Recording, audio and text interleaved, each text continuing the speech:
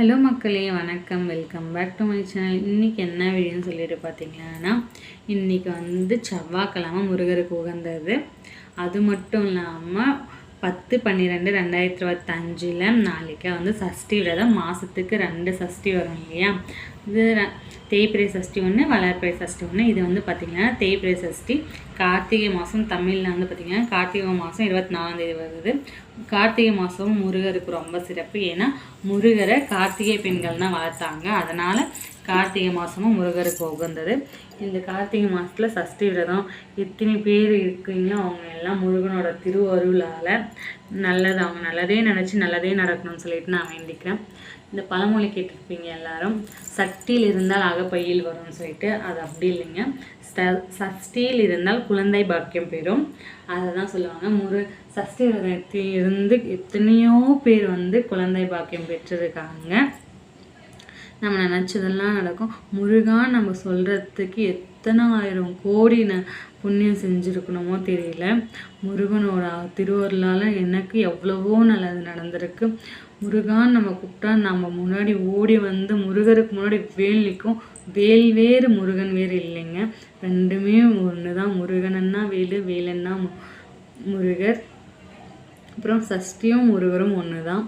நம்ம மனசில் நினச்சிட்டு முருகா எனக்கு யாரும் எனக்கு இல்லை, நீ தான் முருகன் எனக்கு தோணை சொல்லிட்டு நம்ம வேண்டிட்டு முருகான்னு சொல்லிட்டு. சஷ்டி விரதம்னா பட்னியாக இருந்துக்கணும்னு சொல்லிட்டு ஒரு விரதம் இருக்குது. ஆனால் விரதம்னா பல முறை இருக்குங்க. அதெல்லாம் நம்ம மனசுக்கு எது ஏற்றுட்டு நம்ம செய்ய முடியுமோ அந்த மாதிரி நம்ம விரதம் இருந்துட்டு முருகரை கும்பிட்டுட்டு, முருகா நீ எனக்கு எல்லாத்துலேயும் கூட முருகன்னா அவர் நம்ம கூட நிற்பார். அவருக்கு எதுவுமே தேவையில்லைங்க. நம்ம உண்மையான அன்பு அவர் மேலே வச்சா அதுவே அவருக்கு போதுமானது. அதே மாதிரி ப்ரெக்னெண்ட்டாக இருக்கிறவங்க சாப்பிடாமலாம் விரதம் இருக்கவங்க கூடாதுங்க. அதே மாதிரி உடம்பு சரியாதவங்களாம் சாப்பிடாம விரதம் இருக்கக்கூடாது. நம்ம சாப்பிட்டுட்டு விரதம் இருக்கலாம்.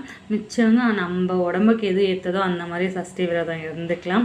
இந்த சஷ்டி விரதத்தை இருந்து எத்தனை பேர் பலன் அடைஞ்சிருக்காங்க.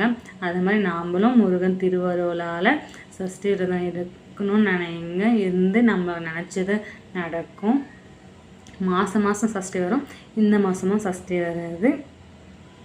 அதுவும் இல்லாமல் தைப்பூசமும் 15ஆம் தேதியிலேருந்து தைப்பூசமும் ஸ்டார்ட் ஆக போகுதுங்க. 48 நாள் விரதம். அதையும் நம்ம இருக்கணும்னு நினச்சி இருக்கலாம். இந்த வீடியோ உங்களுக்கு பிடிச்சிருந்துச்சின்னா லைக் பண்ணுங்கள், ஷேர் பண்ணுங்கள், கமெண்ட் பண்ணுங்கள். மறக்காமல் நம்ம சேனலை சப்ஸ்கிரைப் பண்ணிக்கோங்க. தைப்பூசம் விரதம் எப்படி இருக்கணும்னு சொல்லிட்டு தெரிஞ்சுக்கிறவங்க கமெண்ட் பண்ணுங்கள். வீடியோ போட்டுடலாம். Bye bye.